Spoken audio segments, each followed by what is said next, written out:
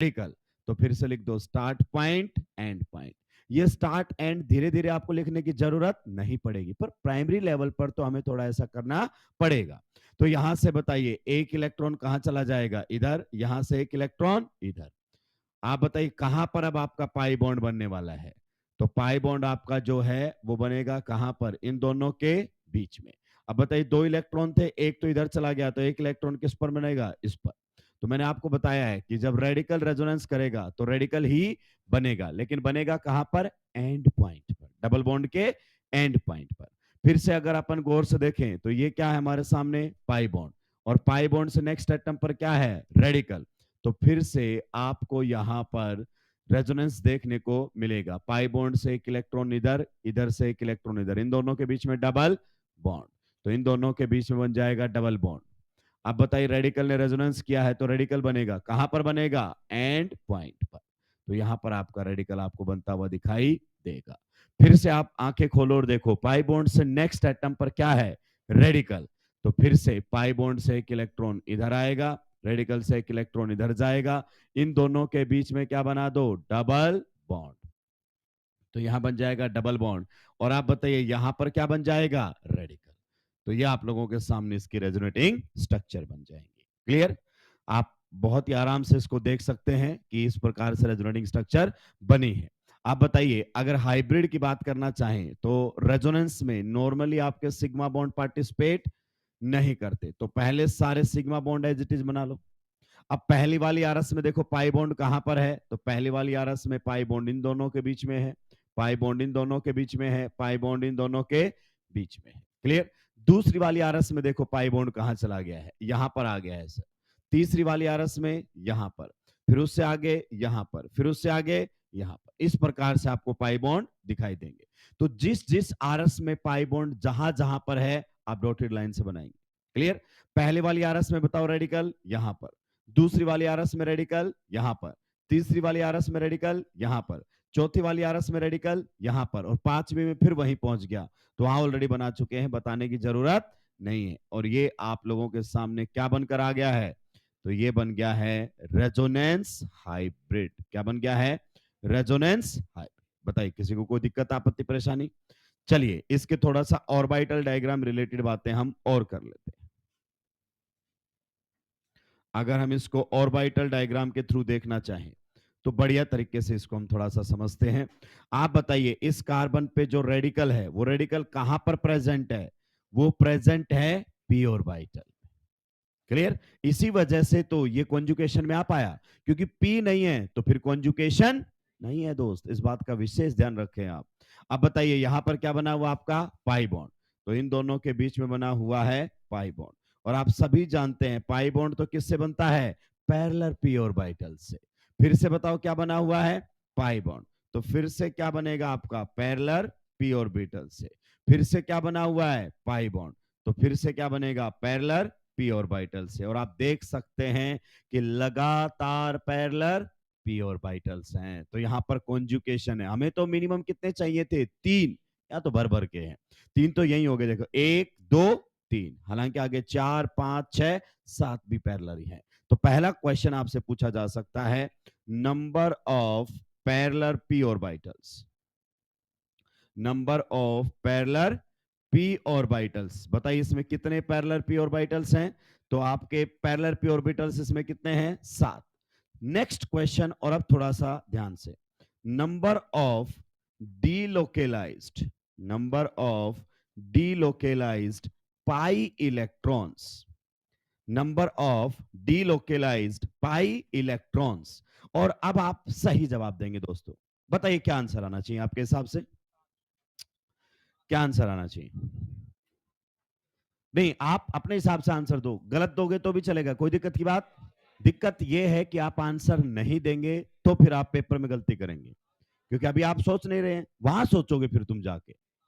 आप बताइए ये वाला पाई बॉन्ड है, एक पाई बॉन्ड में कितने इलेक्ट्रॉन्स होते हैं, दो। तो ये हो गए दो पाई इलेक्ट्रॉन्स। ये वाला भी आपका क्या है, पाई बॉन्ड। तो एक पाई बॉन्ड में कितने पाई इलेक्ट्रॉन होते हैं, दो।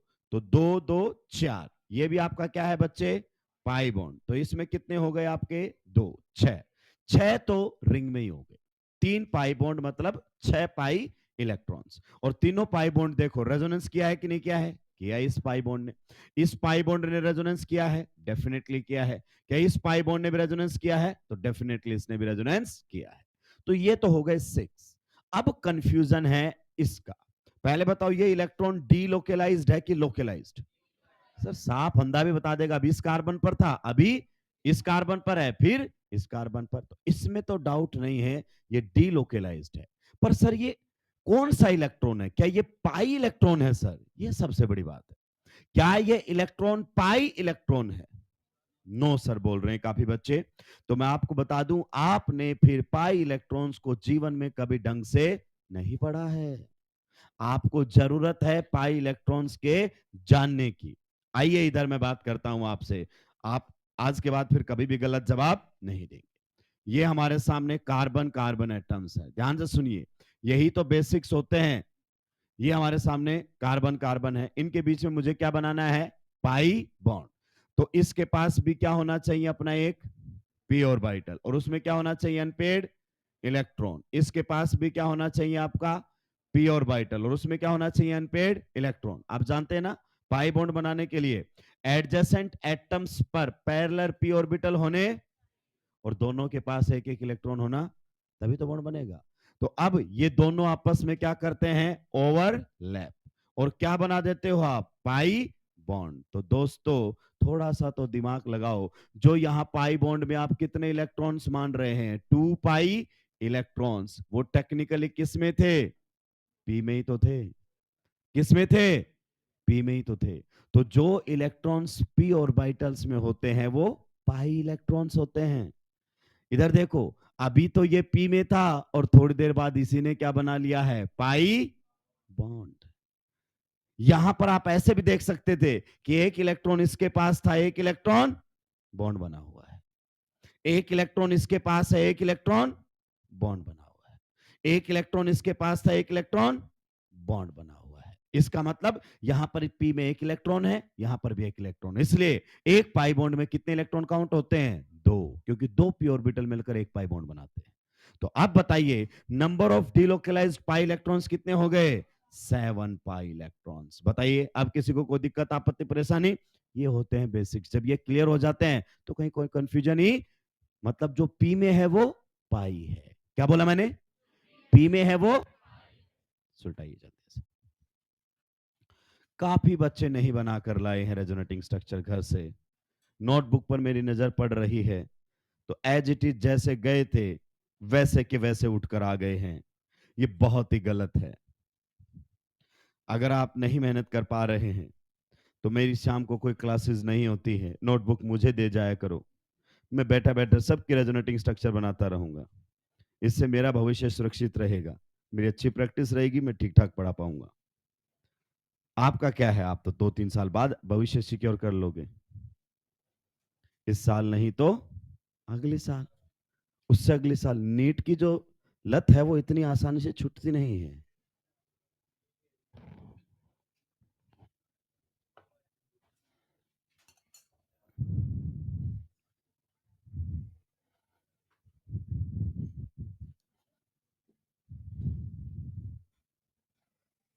जब हम काउंसलिंग एरिया में बैठते हैं, पेरेंट्स आते हैं, बच्चे भी आते हैं, नहीं पुराने वाले नहीं पूछते, उनको पता ही बोलेगा पढ़ना पड़ेगा, जो मैं नहीं कर सकता। नए बच्चे आते हैं कि सर बताइए क्या करें सिलेक्शन हो जाए। पेरेंट्स भी बोलते हैं बताइए सर हमारे बच्चे को क्या करें कि सिलेक्शन हो जाए। तो मैं कहता हूं पढ़ो, नहीं और बताओ, ये तो मैं नहीं कर सकता। तो और कुछ करने से सिलेक्शन नहीं होता है भाई, पढ़ना ही पढ़ेगा। एक बात बहुत क्लियर है, अगर पढ़ रहे हो तो कुछ और करने की जरूरत, सिलेक्शन हो जाएगा। और पढ़ नहीं रहे हो तो कुछ भी कर लो, सिलेक्शन नहीं होगा। तो पढ़ते रहो, जो काम दिया जाता है उसको सिंसियरली लिया करो। कि सर ने बोला है, मैंने कभी ये तो कहा ही नहीं कि एकदम सही होना चाहिए, ट्राई करके आया करो गलत सही, क्योंकि अगर आपने ट्राई किया है ना तो अगले दिन क्लास में तुरंत समझ में आ जाता है कि अच्छा मैं तो ये मिस्टेक कर रहा था इसमें, सुलटा दिया है। तो जब रेडिकल रेजोनेंस करता है तो क्या बनता है? रेडिकल। और जब पॉजिटिव रेजोनेंस कर रहा था तो क्या बन रहा था? पॉजिटिव। तो ये जो आपका रेडिकल है, ये लोकलाइज्ड है कि डीलोकलाइज्ड, अगर कोई आपसे पूछ ले तो। ये कॉन्जुकेशन में है, पी में है, तो आप कह सकते हो डीलोकलाइज्ड। और डीलोकलाइजेशन से बताइए क्या मिलती है? स्टेबिलिटी। इसीलिए जब रेडिकल रेजोनेंस करने लगता है तो उसकी स्टेबिलिटी बढ़ने लगती है। चार्ज हो, रेडिकल हो, जब भी वो रेजोनेंस करेंगे तो उनकी स्टेबिलिटी बढ़ेगी। आगे बढ़ सकते हैं, लिख दीजिए इसमें। रेडिकल रेजोनेंस करेगा तो रेडिकल ही बनेगा। रेडिकल रेजोनेंस करेगा तो रेडिकल ही बनेगा। ये भी ऐसे लिख रहे हैं व्हाट्सएप वाली लैंग्वेज में, करेगा। क्या हालत हो गई है हमारी। मैं हिंदी में बोल रहा हूं पर लिख इंग्लिश में ही रहे हैं। हाँ, इंग्लिश। रेडिकल रेजोनेंस करेगा तो रेडिकल ही बनेगा, कोमा लगाकर, डबल बॉन्ड के एंड पॉइंट पर। डबल बॉन्ड के एंड पॉइंट पर। तो इससे थोड़ी चीजें आसान हो जाएंगी जो पहली बार पढ़ रहा है कि अच्छा ये डबल बॉन्ड और रेडिकल आपस में कॉन्जुकेशन में है, तो इससे अगली आरएस में रेडिकल कहां बनना चाहिए? इस पर। और देखो यही बना हुआ है कि नहीं बना हुआ है। तो धीरे धीरे प्रैक्टिस से चीजें क्लियर हो जाएंगी। चलिए नेक्स्ट की तरफ चलते हैं दोस्तों। तो अभी तक हमने दो टाइप के पाई पी कॉन्जुकेशन में डिस्कस कर लिए हैं। अगला हमारे सामने आ रहा है पाई bond, pi bond and negative charge. pi bond and negative charge in conjugation. Pi bond and negative charge in conjugation. किसके बारे में बात करेंगे हम? pi bond and negative charge in conjugation. ठीक है, चलिए सभी के पेन डाउन होने चाहिए। मैं आपसे कुछ बातें यहां पर पूछ लेता हूं। जैसे आप लोगों के सामने ये कार्ब एनायन गिवन है। क्या गिवन है? Carbanion. Can you tell me the hybridisation state of this carbanion? क्या है इसमें कार्बन की हाइब्रिडाइजेशन? चलिए बच्चों स्टेरिक नंबर बताओ, स्टेरिक नंबर बताओ। तो इसमें 3 तो क्या है? सिग्मा बॉन्ड प्लस एक क्या है? Lone pair. और लोन पेयर वो कैसा है? लोकेलाइज्ड। अब मैं आपको लोकेलाइज्ड और डीलोकेलाइज्ड लोन पेयर समझाऊंगा।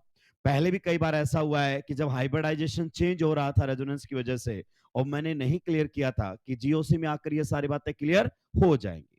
तो ये आपका कार्बोनाइन है और उसमें कहीं कोई डाउट नहीं है। आपने बिल्कुल सही इसके क्या बताई है? हाइब्रिडाइजेशन। अगर मैं आपसे पूछना चाहूं कि जो लोन पेयर है, तो बताओ ये लोन पेयर कहां पर मौजूद है? कौन बताएगा? आप बताइए, क्या आपने लोन पेयर को स्टेरिक नंबर में काउंट किया है? चेक कीजिए, क्या आपने लोन पेयर को स्टेरिक नंबर में काउंट किया है? तो ये वन लोन पेयर का नाम का ही तो है। और फिर आपने जब स्टेरिक नंबर में काउंट किया तो स्टेरिक नंबर कितना निकल कर आया? 4। 4 का मतलब हाइब्रिडाइजेशन sp3। मतलब ये लोन पेयर किस में प्रेजेंट है? sp3 हाइब्रिड ऑर्बिटल में। तो ये रहा आपका लोन पेयर, किसके अंदर प्रेजेंट है? ये sp3 हाइब्रिड, अगर अपन बात करें ऑर्बिटल, ये मौजूद है sp3 हाइब्रिड ऑर्बिटल के अंदर। इसका मतलब ये जो आपका लोन पेयर है, इस टाइप के लोन पेयर को हम क्या कहते हैं? लोकलाइज्ड।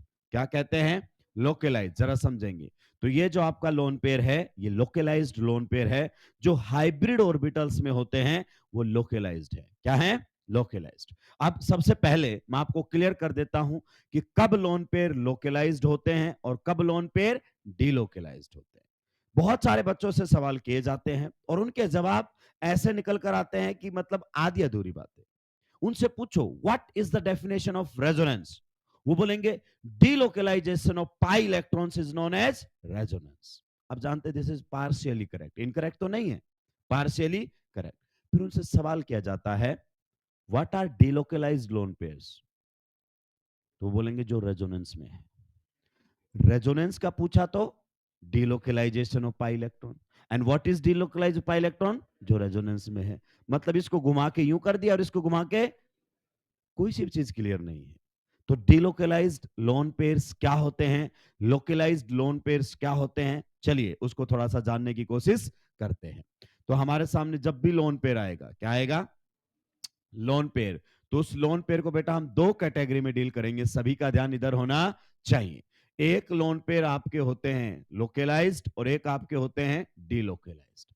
सबसे पहले हमें चेक करना पड़ेगा कि लोन पेयर आपका कॉन्जुकेशन में है या नहीं है। अगर आपका लोन पेयर किस में है? कॉन्जुकेशन। अगर कॉन्जुकेशन में है लोन पेयर, ध्यान से सुनना, वो लोन पेयर फिर आपका पी ऑर्बिटल में प्रेजेंट है। किसमें है? पी ऑर्बिटल में प्रेजेंट है। और उस ऐसे लोन पेयर को बेटा हम डीलोकलाइज्ड कहते हैं। क्या कहते हैं? डीलोकलाइज्ड। जबरदस्त बताया मैंने आपको। अगर लोन पेयर किस में है? कॉन्जुकेशन में। और कॉन्जुकेशन में है तो वो हाइब्रिड ऑर्बिटल में नहीं, पी ऑर्बिटल के अंदर होगा। और पी ऑर्बिटल में होगा तो ऐसे लोन पेयर को हम डिलोकलाइज्ड कहते हैं। जरा रिवर्स चलिए, अगर आप जुगाड़ से ये पहचान लेते हैं कि ये लोन पेयर कैसा है? डिलोकलाइज्ड, तो फिर वो लोन पेयर कहां प्रेजेंट होगा? पी ऑर्बिटल, मतलब प्योर पी के अंदर होगा, वो हाइब्रिडाइजेशन में नहीं जाएगा।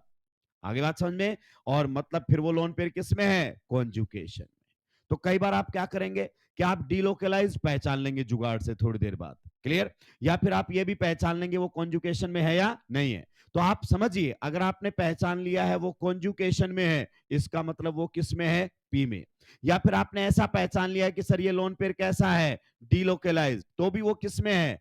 पी में है। और ऐसे क्वेश्चंस बहुत जल्दी बनेंगे, क्योंकि ये थोड़ा सा डेप्थ वाले क्वेश्चंस होते हैं जहां तिगड़मबाजी नहीं चल पाती। आइए, दूसरा केस हमारे सामने क्या बनेगा? हो सकता है कि आपका लोन पेयर क्या रहे? Not in conjugation. Not in conjugation.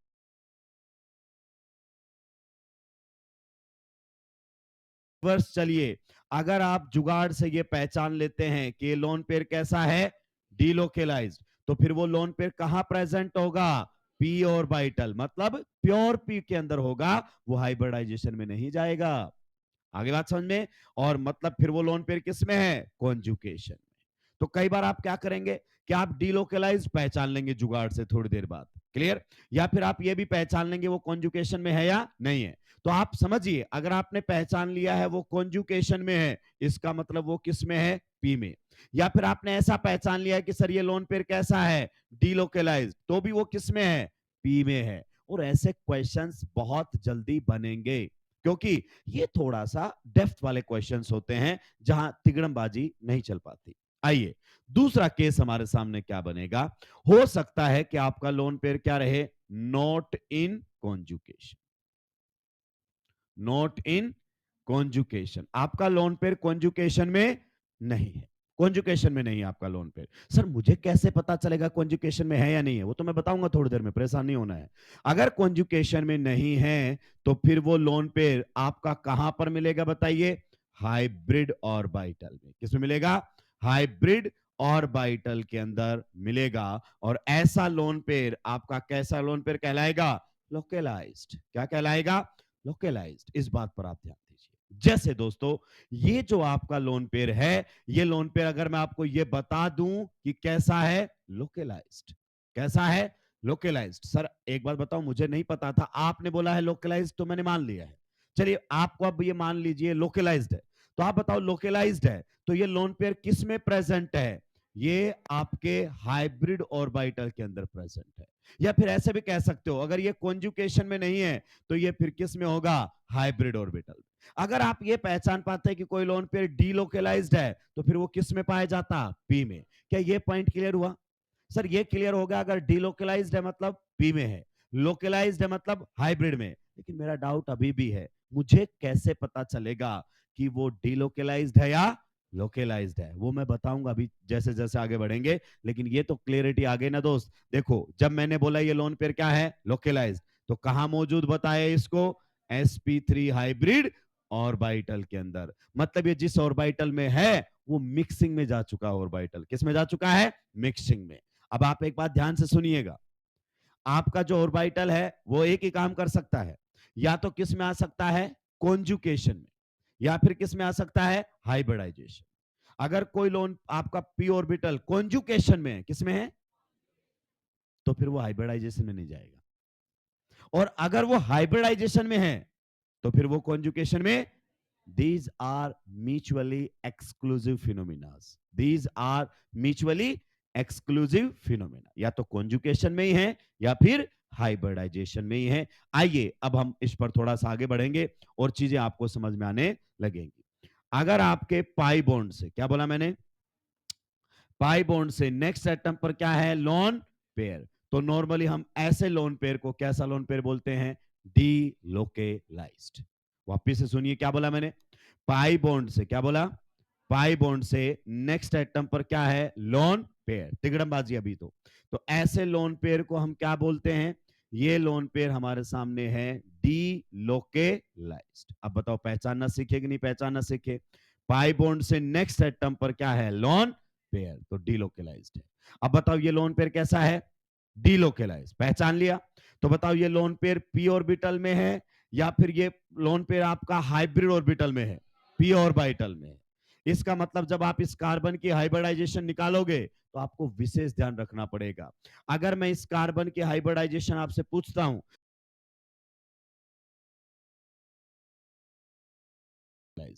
अब बताओ ये लोन पेयर कैसा है, डीलोकेलाइज, पहचान लिया। तो बताओ ये लोन पेयर पी ऑर्बिटल में है या फिर ये लोन पेयर आपका, फिर से सुनिए क्या बोला मैंने, पाई बॉन्ड से, क्या बोला, पाई बॉन्ड से नेक्स्ट एटम पर क्या है, लोन पेयर, तिगड़मबाजी अभी तो ऐसे लोन पेयर को हम क्या बोलते हैं, ये लोन पेयर हमारे सामने है डीलोकेलाइज्ड। अब बताओ पहचानना सीखे कि नहीं पहचानना सीखे। पाई बॉन्ड से नेक्स्ट एटम पर क्या है, लोन पेयर, तो डीलोकेलाइज्ड है। अब बताओ ये लोन पेयर कैसा है, डीलोकेलाइज, पहचान लिया।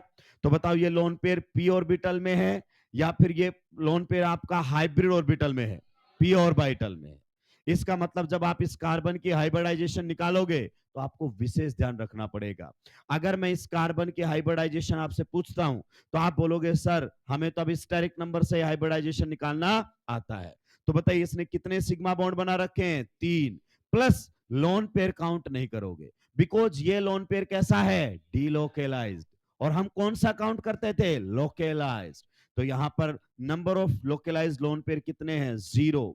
इसका मतलब 3, मतलब हाइब्रिडाइजेशन क्या है इसकी, sp2। आप बताइए इस कार्बन की हाइब्रिडाइजेशन क्या है, sp2।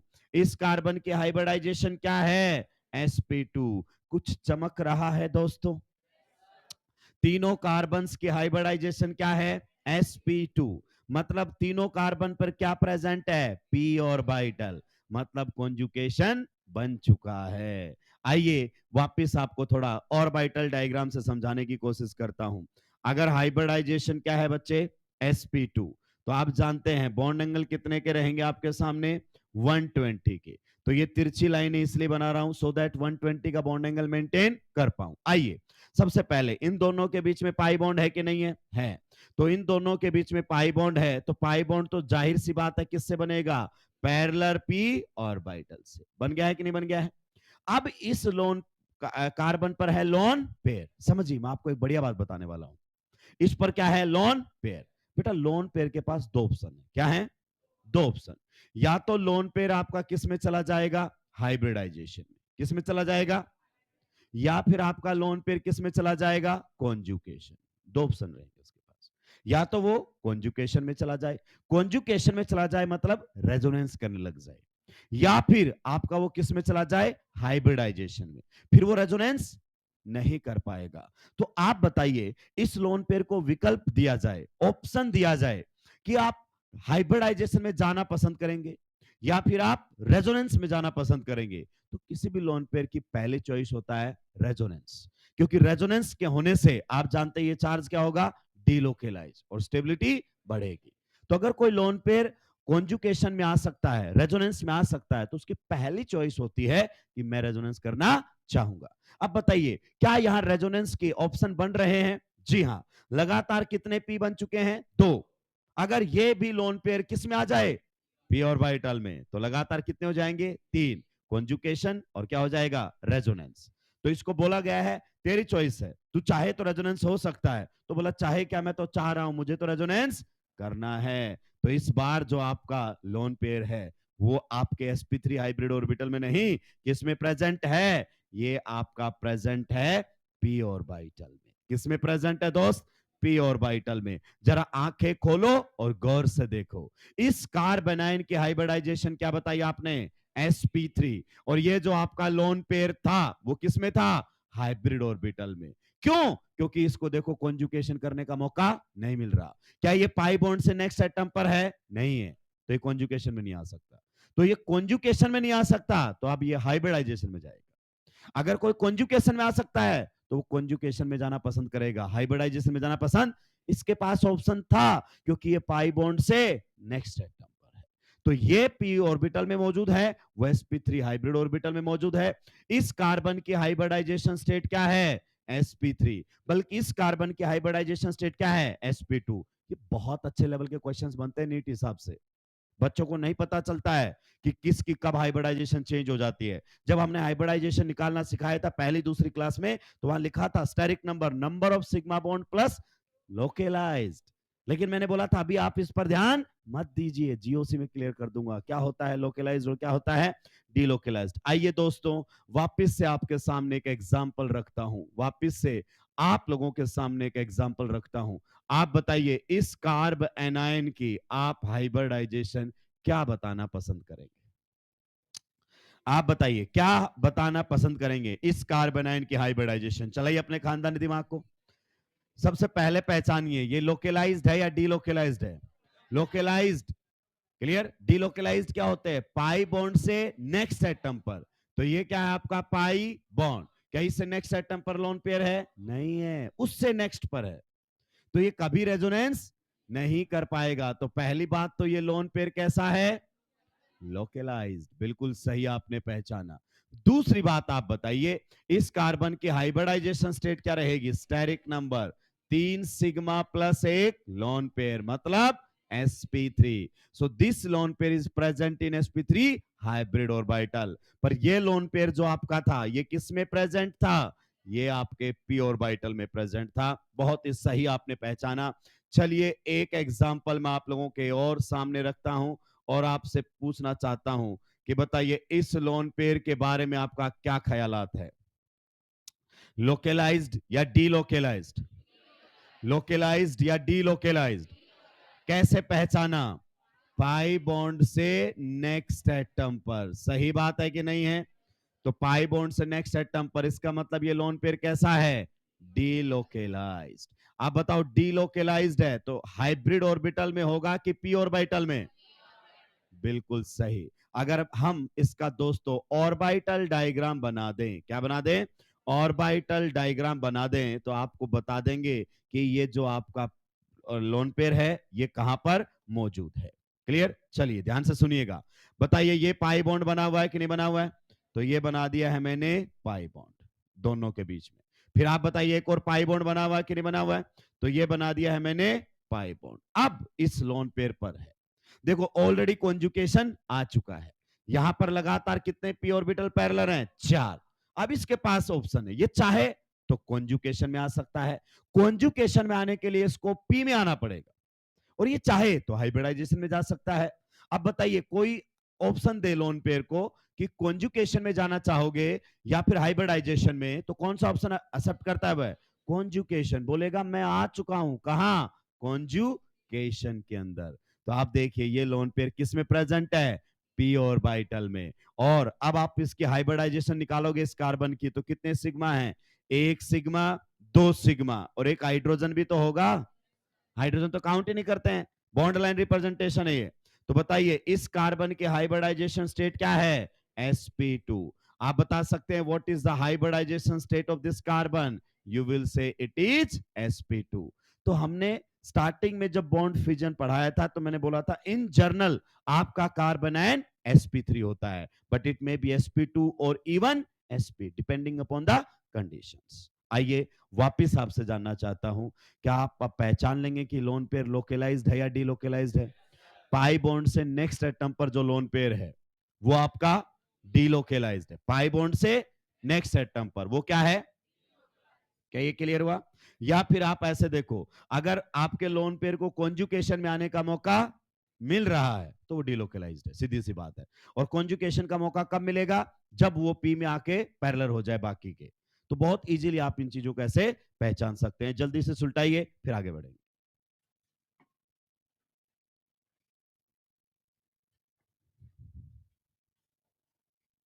जल्दी जल्दी सुलटा देंगे दोस्तों।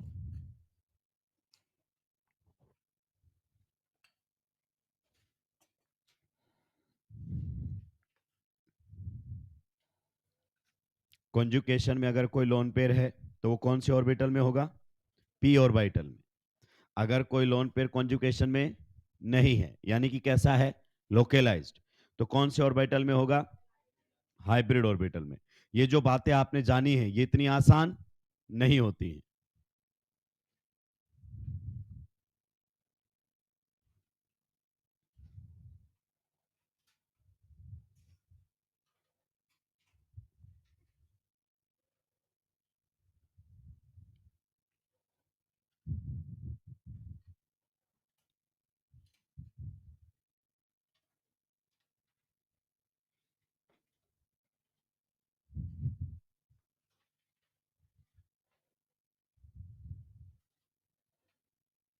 कार्बन पर नेगेटिव चार्ज का मतलब क्या होता है? Lone pair.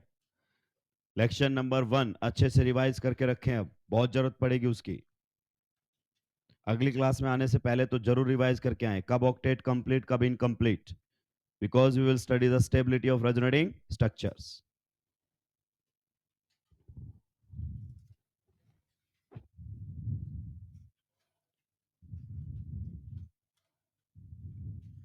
सुलटा दिया है।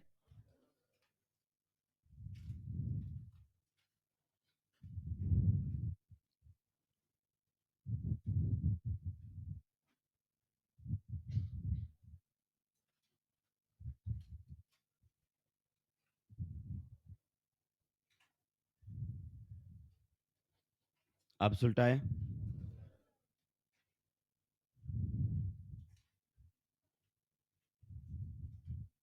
डीलोकलाइज्ड लोन पेयर्स कहाँ मौजूद होते हैं? पी ऑर्बिटल्स में। लोकलाइज्ड लोन पेयर्स कहाँ मौजूद होते हैं? हाइब्रिड ऑर्बिटल में। कौन से हाइब्रिड ऑर्बिटल में? जो हाइब्रिडाइजेशन निकल कर आई उसी में ही। खत्म, टेंशन लेने की जरूरत ही। जैसे इसमें आपने हाइब्रिडाइजेशन क्या बताई? sp3, तो sp3 हाइब्रिड ऑर्बिटल में लोन पे।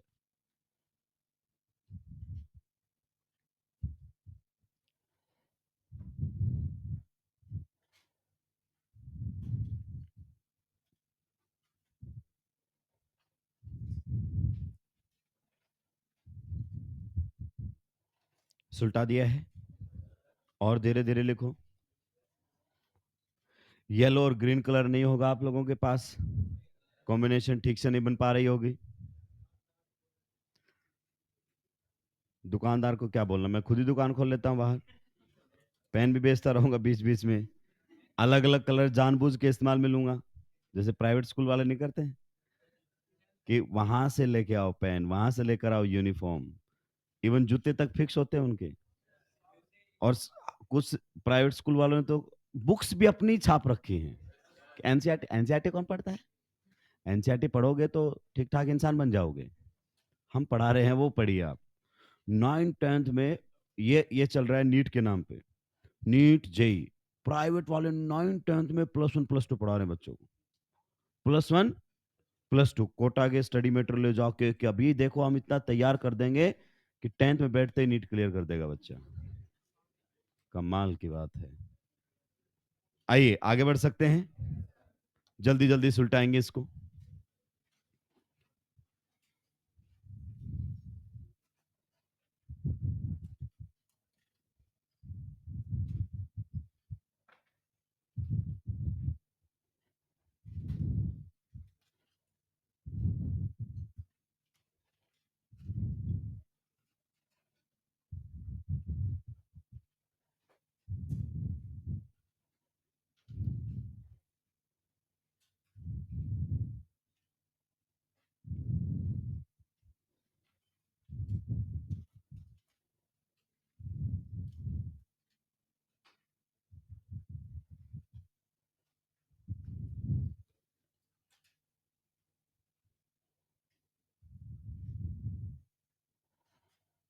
आधी से ज्यादा जनता जो अपनी यहाँ बैठी है ना, वो ठीक से इसकी हाइब्रिडाइजेशन नहीं निकाल पाएगी नेगेटिव वाले कार्बन की।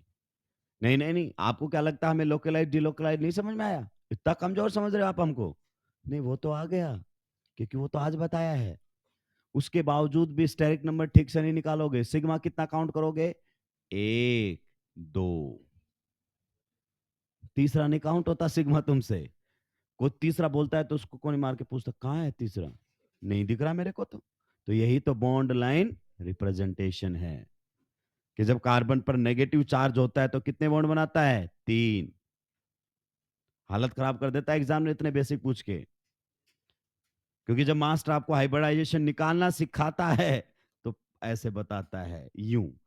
बताओ कार्बन आयन क्या हाइब्रिडाइजेशन बोलते, बच्चा बोलता है एक सिग्मा, दो सिग्मा, तीन सिग्मा, एक लोन पेयर। और क्वेश्चन आता ऐसे है, उसको दिखते नहीं बॉन्ड कितने सिग्मा यहाँ पर। तो बॉन्ड लाइन बहुत ज्यादा इंपॉर्टेंट है। आगे बढ़ सकते हैं दोस्तों। आइए अब हम रेजोनेटिंग स्ट्रक्चर बनाना सीखेंगे कि नेगेटिव चार्ज रेजोनेंस करता कैसे है। क्लियर? ये तो आपको आप लिख दो चाहो तो, डिलोकेलाइज्ड लोन पेयर्स, जुगाड़ से भी डिलोकेलाइज्ड लोन पेयर, डिलोकेलाइज्ड लोन पेयर। हालांकि हम पहले भी डिफाइन कर चुके हैं, जो लोन पेयर किस में है? कॉन्जुकेशन। और जुगाड़ से बोले तो lone pair next to the pi bond, लिख दो lone pair next to the pi bond. Pi bond से नेक्स्ट एटम पर जो लोन पेयर होता है वो लोन पेयर आपका कैसा होता है? Delocalised lone pair next to the pi bond. अब इससे ज्यादा इजी नहीं कर सकता, सारी बातें मैंने आपको बता दी। Lone pair next to the pi bond. आइए सबसे पहले तो इस कार्बन आयन का आप मुझे नाम बताएंगे, बताइए क्या नाम है दोस्तों? इसका नाम है एलाइल कार्ब एनायन। सही बात है कि नहीं है? अब बनाएंगे इसकी रेजोनेटिंग स्ट्रक्चर। सभी का ध्यान इधर होना चाहिए, पेन डाउन होने चाहिए सबके। बताओ ये आप लोगों के सामने क्या है? Pi bond. और पाई बॉन्ड से नेक्स्ट एटम पर क्या है? Lone pair. तो ये डिलोकलाइज्ड। अभी रेजोनेंस कैसे करता है? वही यहां पर क्या लिखोगे? Start point. यहां पर क्या लिखोगे? And point. आपको एक पॉइंट तो समझ में आ गया है कि जब भी रेजोनेंस होगा, अगर नेगेटिव रेजोनेंस करेगा तो नेगेटिव बनेगा, पॉजिटिव रेजोनेंस करेगा तो पॉजिटिव बनेगा, रेडिकल रेजोनेंस करेगा तो रेडिकल बनेगा डबल बॉन्ड के एंड पॉइंट पर। क्या ये पॉइंट आपको क्लियर हुआ? तो अब देखो नेगेटिव रेजोनेंस करने वाला है तो सिंपल सा होता है नेगेटिव का, negative will convert into pi bond and pi bond will convert into negative charge. तो जब नेगेटिव रेजोनेंस करता है तो negative will convert into and pi bond will convert into negative charge. तो नेक्स्ट जो रेजोनेटिंग स्ट्रक्चर आप लोगों के सामने बनकर आएगी, आप देखिए इन दोनों के बीच में तो क्या बन जाएगा? Double bond. और इसके दोनों इलेक्ट्रॉन इसको मिल गए हैं। बॉन्ड में कितने इलेक्ट्रॉन थे? दो।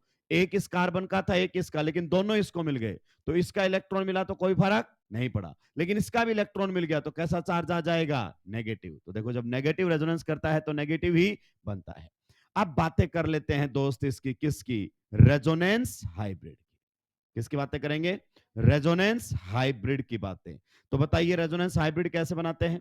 सबसे पहले कौन से बॉन्ड बना देते हैं? सिग्मा बना दिए दोस्तों। बताओ पहले वाली आरएस में पाई बॉन्ड कहां पर है? पहली वाली आरएस में इन दोनों के बीच में पाई बॉन्ड, देखो ये रहा। दूसरी वाली आरएस में पाई बॉन्ड कहां पर है? इन दोनों के बीच में। तो ये पाई बॉन्ड की पोजीशन बता दी। पहली वाली आरएस में नेगेटिव चार्ज कहां है? इस पर, तो पार्शियल नेगेटिव, देखो ये रहा। दूसरी वाली आरएस में इस पर, तो यहां पर भी पार्शियल नेगेटिव। और ये आपके सामने बनकर तैयार है रेजोनेंस हाइब्रिड। अच्छा एक बार आंखें खोलो और गौर से देखो, ये दोनों आरएस देखने में बिल्कुल एक जैसी हैं कि नहीं है? ऐसी आरएस को हम क्या बोलते हैं? Equivalent RS. अगर सारी की सारी आरएस क्या बन जाए? इक्विवेलेंट, सब एक जैसे हो, तो उसमें आप चार्ज का मैग्नीट्यूड भी दिखा सकते हो हाइब्रिड के अंदर। अगर बीच में एक भी इक्विवेलेंट नहीं बनी तो फिर मैग्नीट्यूड ना दिखाएं। तो आप इस प्रकार से, ये वाला काम तो हम पहले भी कर चुके थे। बताइए टोटल चार्ज कितने एटम्स पर जा रहा है? दो पर। तो आप ऐसे लिख सकते हैं -1/2 -1/2। बताइए किसी को कोई दिक्कत आपत्ति परेशानी है क्या? जल्दी से सुलटाइए। जो सुलटा देंगे वो नेक्स्ट की रेजोनेटिंग स्ट्रक्चर्स बनाएंगे। पेन चलता रहना चाहिए। ऑर्गेनिक बिल्कुल भी थ्योरेटिकल नहीं है। जब भी ऑर्गेनिक को पढ़ो तो पेन चलाकर लिख लिख के पढ़ना है। आप क्या करते हैं, ऑर्गेनिक और इनऑर्गेनिक को पढ़ना सबसे आसान समझते हैं, बैठे बैठे लेटे लेटे नोटबुक पढ़ते रहते हैं, चाय पीते रहेंगे, मैच देखते रहेंगे, सीरियल देखते रहेंगे, हाथ में नोटबुक रहेगी। खुद पढ़ रहे हैं या सीरियल वालों को पढ़ा रहे हैं पता नहीं चल रहा है। ऐसे 2 घंटे बैठे रहते हैं नोटबुक लेके, पेज एक नहीं पलटते हैं, फिर बोलते हैं आज तो बहुत पढ़ लिया, बहुत टॉक्सिक हो गया, ऑर्गेनिक इतना नहीं पढ़ना चाहिए था मुझे।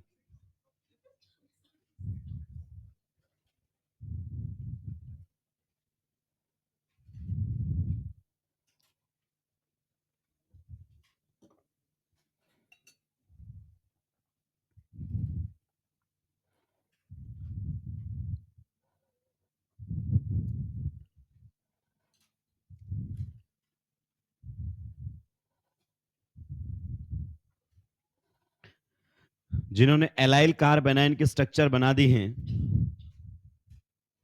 वो बेंजाइल कार्बेनाइन पर भी हाथ साफ करें।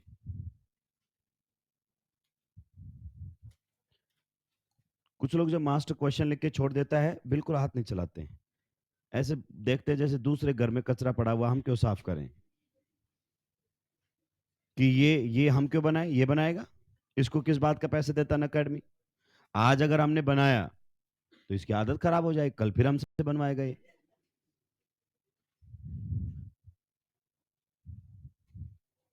बताइए, हम बनाते तो खुद घर नहीं पढ़ लेते, कोटा किस लिए आए हैं, ताकि मास्टर पढ़ सके।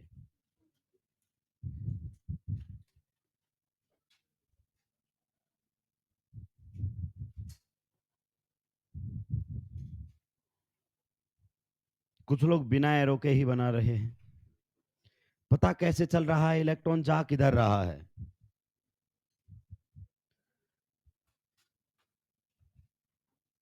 आपकी रेजोनेटिंग स्ट्रक्चर कैसी बनेगी ये तो एरो के बाद ही पता चलेगा ना।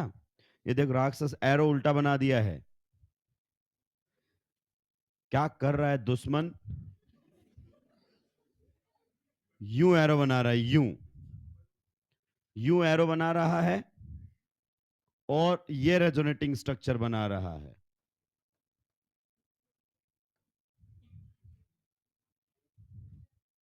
इसका मतलब समझ रहा है, इसका मतलब है कि ये पाई इलेक्ट्रॉन इधर गए और ये पाई इलेक्ट्रॉन इधर गए, तो नेगेटिव चार्ज थोड़ी किधर गया है, फिर तो कार्बन के वैलेंस शेल में इलेक्ट्रॉन कितने हो जाएंगे। समझो इस बात को, हम क्या होते हैं, जज्बाती हो जाते हैं, ये सबसे बड़ा होता है। बच्चे बोलते हैं क्या गजब पढ़ा, क्या एनर्जी के साथ, बहुत। तेरे को चमक कुछ नहीं रहा है, कुछ भी नहीं चमक रहा है। मैं हमेशा कहता हूं जब बात पढ़ने और पढ़ाने की हो, एकदम धीरे और सहजता के साथ, क्योंकि चीजें ऐसे समझ में नहीं आती हैं। बच्चा कन्विंस हो जाता है कि उसको समझ में आ रहा है, तो क्या गड़बड़ है, एरो से ही तो सारी बातें पता चल रही हैं कि इलेक्ट्रॉन्स को जाना किधर है। बिना एरो के अगर अपन बातें कर रहे हैं दोस्त, इसका मतलब अपने को चीजें क्लियर नहीं है। ये देखिए, आप बताओ मैंने क्या कहा, इधर देखो, पाई बॉन्ड से नेक्स्ट एटम पर कैसा चार्ज है, नेगेटिव। यहां भी देखो, पाई बॉन्ड से नेक्स्ट एटम पर कैसा चार्ज था, नेगेटिव। कैसे रेजोनेंस करवाया, नेगेटिव विल कन्वर्ट इनटू, मतलब यहां पर क्या बनने वाला है, डबल। अगर यहां डबल बॉन्ड बना तो बीच वाले के कितने बॉन्ड बन जाएंगे, 5। इसलिए ये बॉन्ड टूटकर इधर चला जाएगा। तो रेजोनेंस कैसे होगा, negative will convert into pi bond and pi bond will convert into negative charge. ये होते हैं करेक्ट एरो रिप्रेजेंटेशन। एक बार आया आज तक एआईपीएमटी में question, in which of the following arrows are not correctly mentioned. आप देखना जब भी क्वेश्चन आएगा नहीं बनेगा आपसे वो, और हम हर रिएक्शन में एरो बनाते हैं क्योंकि आप ध्यान नहीं देते। तो आप यहां भी लिख सकते हैं स्टार्ट पॉइंट, एंड पॉइंट। आप देखो कितनी मिस्टेक, आप पर्सनल मत लीजिए, ठीक है, आपके थ्रू मैं बहुत सारों को समझा रहा हूं। हम कितनी मिस्टेक करते हैं, हम मिस्टेक ये कर रहे हैं कि हम इधर घुमा रहे हैं। हमें पता है कि रेजोनेंस होगा तो फर्क किस पर पड़ेगा, केवल एंड पॉइंट पर, स्टार्ट पॉइंट पर कोई फर्क। तो आप मिस्टेक कर रहे होंगे ना, तो आपको कहीं ना कहीं से इंडिकेशन मिल जाएगा। बताइए, अगर अगली रेजोनेटिंग स्ट्रक्चर हमें बनानी पड़े बच्चे, तो किस प्रकार से हम अगली रेजोनेटिंग स्ट्रक्चर बनाएंगे।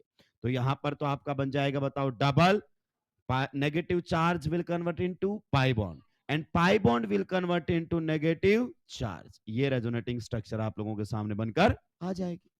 अब फिर से आंखें खोलो एक बार, ये क्या है बताओ आपका, पाई बॉन्ड, और पाई बॉन्ड से नेक्स्ट एटम पर क्या है, लोन पेयर, ये है कि नहीं है? तो फिर क्या होगा बताओ, negative charge will convert into, and the pi bond will convert into negative charge. ये आपका स्टार्ट पॉइंट था और ये क्या था, तो आगे की रेजोनेटिंग स्ट्रक्चर बनाने की इंस्ट्रक्शंस हमें मिल चुके हैं। तो अगर आप अगली रेजोनेटिंग स्ट्रक्चर बनाएंगे तो बाकी को मत छेड़िए। अब यहां पर आपका पहले से क्या था, pi bond, as it is रहने दीजिए। यहां पाई बॉन्ड आ जाएगा और यहां पर कैसा चार्ज आ जाएगा, नेगेटिव।